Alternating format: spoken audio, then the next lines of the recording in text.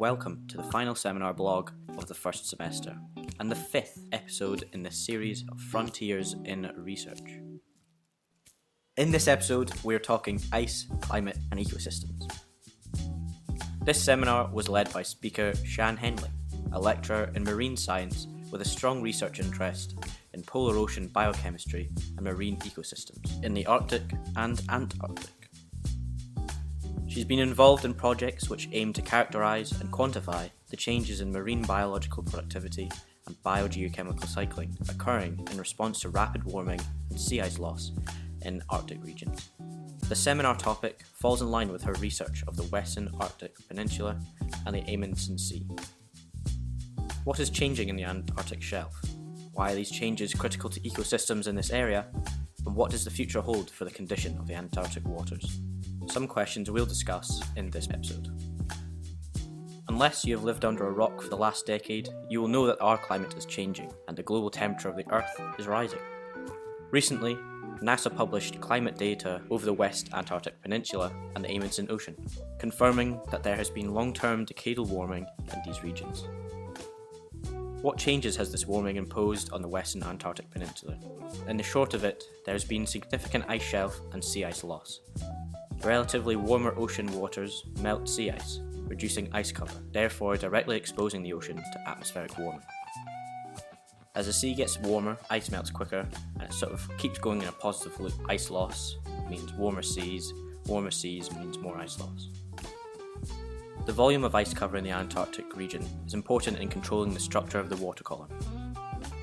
In turn, this has an effect on the planktonic activity due to planktons having a natural preference to certain environments. Phytoplankton in this region are very important and are the main producer in the West Antarctic Peninsula food web. During annual variations in ice volume, there are differences in water column structure. In high volume ice conditions, primarily during the winter, large ice caps act as a buffer to the fierce Antarctic winds that can turbulate the surface layer and disrupt the water column. With the ice cover, there's stability in the mixed layer region, most suitable for phytoplankton. In high volume ice conditions, it's relatively shallow and allows for the maximum photosynthesis potential of plankton. Diatom plankton, large productive planktons, occupy this type of environment, and krill love them and are a main staple of the diet. It is important that diatoms are numerous and abundant, as they are important in krill development, which, as I'll explain later, is essential to the food structure web in the West Antarctic Peninsula. In low volume ice conditions, generally throughout summer, but becoming more the norm, melted ice and increased freshwater ice melt, the stable layer region of the water column is pushed to the depths away from the surface. As a result, the photosynthetic potential of plankton is reduced, away from sources of light. Cryptophyte plankton, smaller and not preferred by krill, exist in this environment. A reduction in feeding from krill, as in they don't want to eat this plankton particularly. Organic matter uptake is far reduced. So what can we conclude from this? Well, as ice retreats with warming and low ice conditions become the norm, we will see a lower annual blooming of primary producers.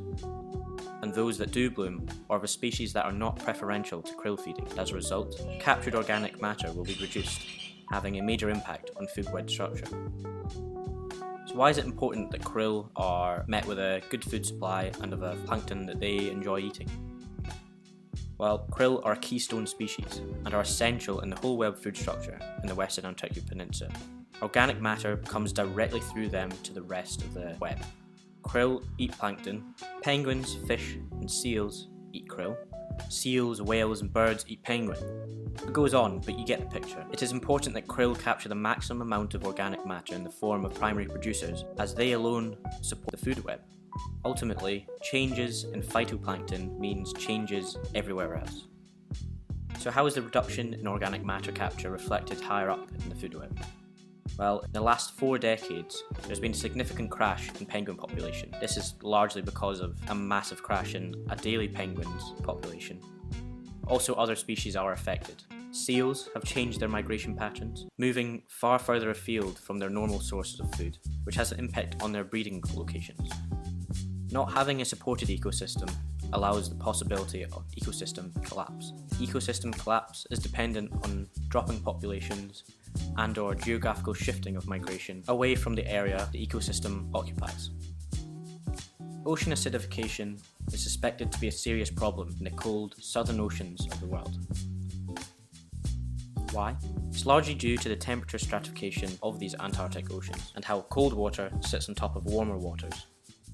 I won't go into the specifics of it, but these cold Antarctic oceans have the capability of soaking up and exchanging around 40% of all anthropogenic carbon in the atmosphere. As the sea becomes more acidic, its ability to chemically absorb CO2 from the atmosphere is drastically reduced. It basically gets to a certain threshold where it can no longer take up any more CO2, no longer acting as a buffer.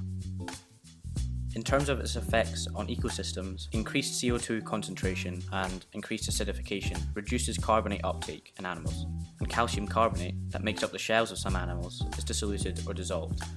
So the ability to make shells and the ability of shells to exist is far reduced in an acidic environment. Another consequence of increased acidification is an increase in the energy consumption of krill. They feed and excrete much faster, requiring more energy, and with a food supply that can't keep up with this energy demand, it leads to underdevelopment. So krill, detrimentally affected by warming, acidification, and something we've not touched on, fishing, could lead to a rapid collapse in their population and abundance, leading to a complete failure of the ecosystem and food web structure in the West Antarctic region. What Sian described in this seminar is a long-term Antarctic warming and sea ice decline in the West Antarctic Peninsula area and Amundsen Sea. As a result, the abundance and composition of primary producers is heavily impacted, having a significant effect upwards in the food structure. Also highlighted was ocean acidification in the Antarctic region, an important driver of ecosystem structure and function collapse in the near future. As ever, I'll finish this episode up with a few of my thoughts on the seminar. Sian Henley's talk was great and really informative about current state of ice loss and ice in the Antarctic, current sea conditions and what we should expect to find in the next decade. As interesting as it was a little morbid and would not make one feel great about the state of the ocean in the next 2 decades. But it's all part of our research, and people need to know this in order to understand the impacts CO2 in the atmosphere has and how we are truly destroying environments. Thank you for getting to the end of this episode. If you've enjoyed listening and are interested in the topic that's been discussed, or any other topics within geology and geography, I suggest you look at the rest of this series. Again, thank you for listening for the first 5 episodes of this series, and look forward to 5 more next semester. Thank you, and goodbye.